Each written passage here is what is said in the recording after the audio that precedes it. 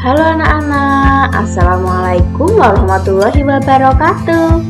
Hari ini kita akan belajar tema 3, subtema 3, pembelajaran kedua.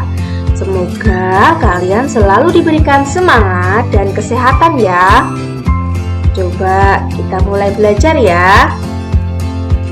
Pernahkah kalian makan es krim anak-anak? Ya, es krim terasa sangat nikmat. Rasa es krim bermacam-macam. Ada rasa coklat, ada rasa vanila, ada rasa stroberi, ada pula rasa durian. Es krim terasa segar jika kalian nikmati di siang hari yang sangat panas. Coba kita bayangkan sambil menikmati es krim. Tentu enak sekali. Nah, pernahkah kalian melakukan percobaan bagaimana cara membuat es krim? Perhatikan percobaan berikut ini. Alat dan bahan yang kamu siapkan adalah yang pertama, 2 buah kantong plastik dengan perekat atau zipper. Yang satu berukuran besar dan yang satu lagi berukuran sedang. Yang kedua adalah handuk kecil atau sarung tangan. Yang ketiga adalah 300 ml krim segar atau susu atau boleh juga diganti dengan santan. Yang keempat adalah 2 sendok makan gula pasir. Lalu yang kelima adalah 6 sendok makan garam batu. Dan yang keenam adalah 2 mangkuk es batu berukuran dadu atau berbentuk dadu. Nah, bagaimana langkah-langkah dalam membuat es krim? Mari kita simak. Yang pertama adalah campurkan susu atau santan segar tadi ke dalam kantong plastik yang berukuran sedang. Rekatkan ujung plastik dan pastikan plastik benar-benar rapat. Jadi plastiknya harus benar-benar rapat ya anak-anak ya. Lalu yang kedua, masukkan potongan es batu dan garam ke dalam kantong plastik besar. Kocok sebentar agar es batu dan garam tercampur. Nah anak-anak, di dalam kantong plastik besar kamu masukkan es batu dan garam. Fungsi garam adalah supaya es batunya tetap membeku dan tetap bertahan lama, tidak mudah mencair. Lalu yang ketiga adalah masukkan kantong plastik sedang yang berisi susu atau adonan santan ke dalam kantong plastik besar yang berisi es batu dan garam. Jadi kantong plastik yang kecil tadi yang berukuran sedang yang berisi susu, santan, kemudian gula tadi kamu masukkan ke dalam kantong plastik besar yang sudah kamu masukkan garam dan es batu.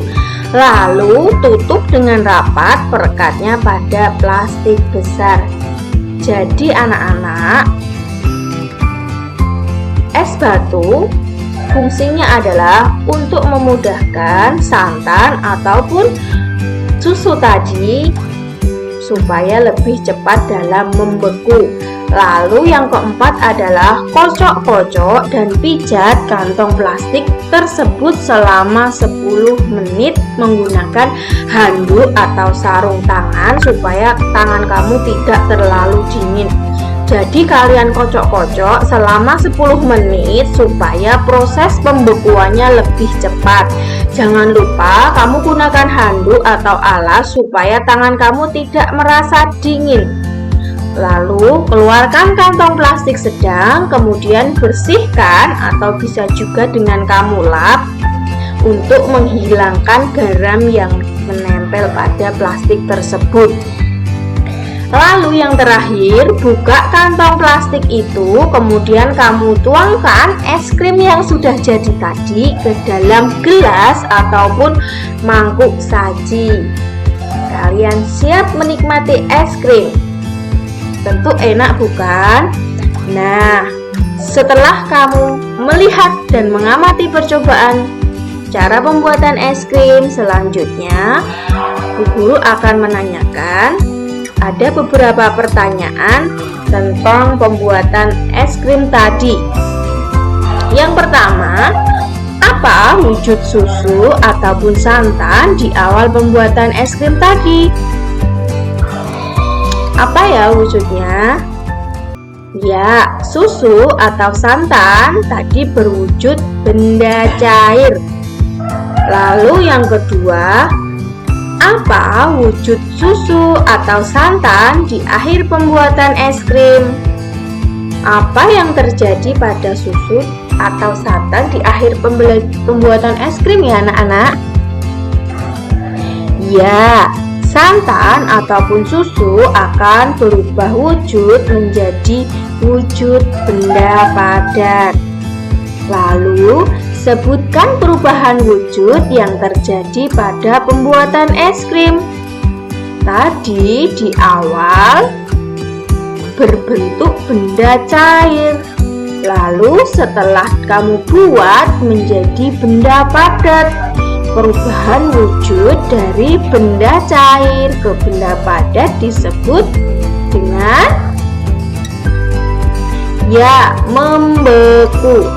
Lalu yang keempat, mengapa membutuhkan es batu pada pembuatan es krim? Kira-kira kenapa ya butuh es batu? Ya, untuk mempercepat pembekuan.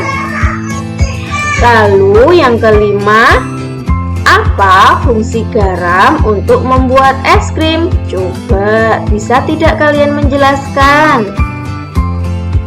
Ya, garam berfungsi untuk menurunkan suhu es. Es yang suhunya telah turun akan menyerap banyak kalor pada adonan es krim, sehingga adonan es krim dapat membeku. Nah, pernahkah kamu menyimpan air dalam plastik di lemari pembeku anak-anak?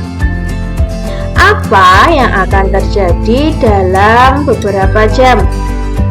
Tentunya air akan berubah menjadi es ya.